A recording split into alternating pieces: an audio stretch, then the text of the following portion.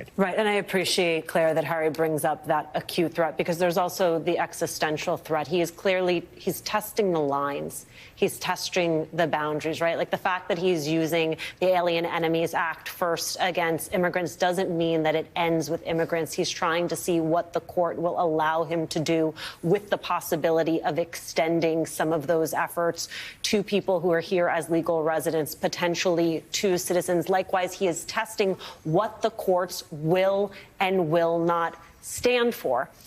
So I think it's easy to see this simply in the context of the judiciary, but when you zoom out, this is an entire theory of an executive authority gone wild. Yeah.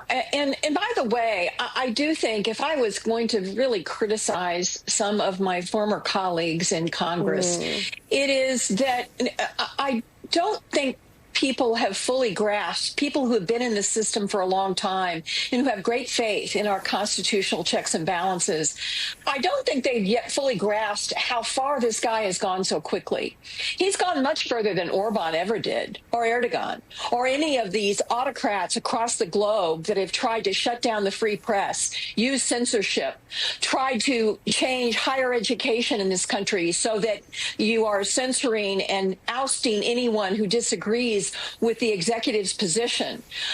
He is really taking this to a place that is absolutely autocratic, absolutely saying, forget the checks and balances. I've got a Congress that is bending the knee to me. I don't have to worry about them. I can do whatever I want. Congress is not going to stop me, even though it's a very small majority he has in the House particularly.